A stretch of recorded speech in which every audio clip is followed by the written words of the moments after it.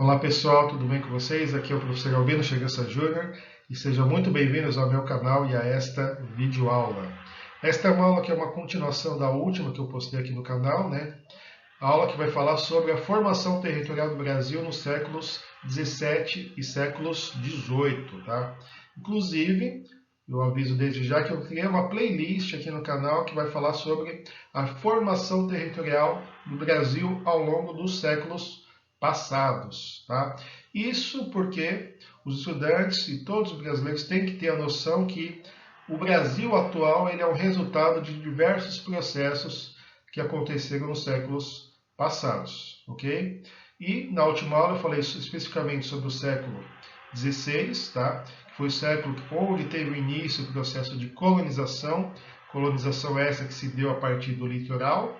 Foi onde surgiram as primeiras cidades, São Paulo, Rio de Janeiro, São Vicente, Santos, Salvador, Olinda e etc. Tá? E também neste século, século XVI, o Brasil começou a ser muito cobiçado por conta de algumas questões econômicas também. No caso, a gente pode citar o famoso pau-brasil, que foi bastante explorado, tá? Como também o início do cultivo da cana-de-açúcar e também o início da criação de gado. Então, quando a gente fala em cana-de-açúcar e criação de gado bovino, né, nós temos que ter em mente que atualmente esses dois produtos, digamos assim, são muito importantes para a economia nacional. E eles tiveram seu início, digamos assim, no século XVI, certo? E hoje vamos falar sobre o século XVII e século XVIII, que também fazem parte do período colonial, né? Então, quer dizer que nesses dois séculos o Brasil também ainda pertencia a Portugal. O Brasil ainda era uma colônia. No entanto, nesses dois séculos, algumas mudanças ocorreram, né? Dado importante que vocês têm que saber é que nesses dois séculos, aconteceu o chamado processo de interiorização. Isso quer dizer o quê? O Brasil se expandiu para o seu oeste, ou seja, o Brasil começou a se expandir para terras distantes do Oceano Atlântico. Isso foi possível muito por conta do famoso Tratado de Tordesilhas, que você já deve ter escutado acerca desse tratado, que foi feito entre Portugal e Espanha e que permitiu que o Brasil pudesse se expandir para o oeste. Tá? E esse processo foi feito a partir de um grupo de pessoas, de homens, né, que tiveram essa missão de demarcar, de explorar, né, e de conquistar novos espaços e buscar, obviamente, novas riquezas para a economia portuguesa. Ok? Então, nesse período, vocês têm que ter em mente esse dado muito importante. Foi o início do processo de interiorização, certo? Ou seja, o Brasil começou a se expandir para o seu oeste.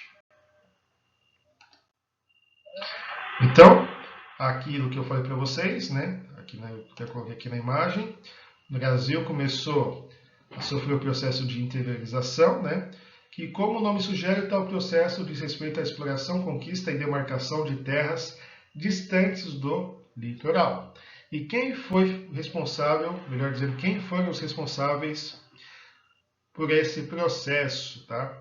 Foram alguns homens que foram denominados de bandeirantes, tá? Aqui na imagem eu coloquei dois deles, né, que mostram, né, um quadro bem famoso, né, que mostra um pouco da realidade desse período, dos bandeirantes. Bandeirantes que, inclusive, é o nome de um importante grupo de comunicação do nosso país. E para quem vive no estado de São Paulo, também é o nome de uma importante rodovia. Tá? E aquilo que eu falei para vocês, esse processo se deu muito por conta do aval do Tratado de Tordesilhas, certo? Feito entre Portugal e Espanha.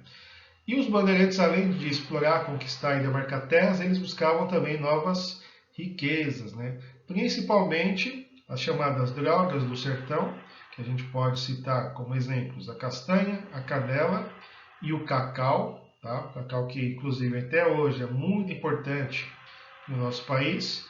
E também as riquezas minerais, né? As mais famosas, que vocês com certeza já ouviram falar: ouro, prata, ferro e também diversos tipos de diamantes. Inclusive, uma boa parte de cidades que nasceram distantes, né, do litoral do Oceano Atlântico, elas nasceram muito por conta da busca dessas riquezas, principalmente dessas riquezas minerais. Um exemplo, até coloquei aqui na imagem, é a cidade de Ouro Preto, no estado de Minas Gerais. Tá? Diversas cidades daquela região mineira nasceram muito por conta das jazidas, né, dos locais onde tinha, né, a existência de minerais, como ouro, prata, ferro, diamantes e etc. Até hoje o Brasil é uma potência também quando a gente fala nesses recursos, ok? Então, boa parte das cidades do Sudeste, Nordeste, Sul, Centro-Oeste, inclusive do Norte, nasceram neste contexto aqui, entre os séculos 17 e 18. Então, o estudante tem que ter em mente a enorme importância, né, destes 2 séculos para a consolidação do nosso país, que tem uma extensão enorme. Tá? O Brasil não tem uma extensão enorme apenas de norte a sul.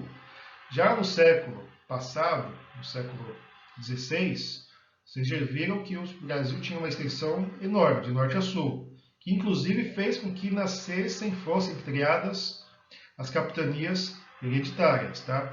Só que estes 2 séculos aqui, no tema desta aula, foram muito importantes para o seu avanço em direção ao oeste. Então o Brasil começou a ter uma dimensão também enorme quando a gente fala em sentido leste-oeste. Lembrando que o leste está mais para o lado do Oceano Atlântico e o oeste, quando vocês olham o mapa, está mais direcionado para os países vizinhos, para os diversos países vizinhos de língua espanhola que fazem fronteira com o Brasil. Tá?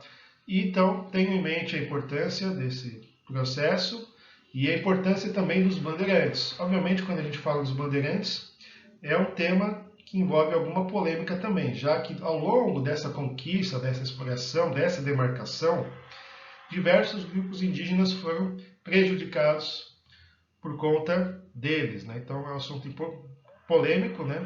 Mas de qualquer forma os bandeirantes eles tiveram uma enorme importância para a formação do Brasil atual. Ok? Bom, então espero que vocês tenham gostado dessa aula. Bons estudos a todos e até mais. Tchau, tchau.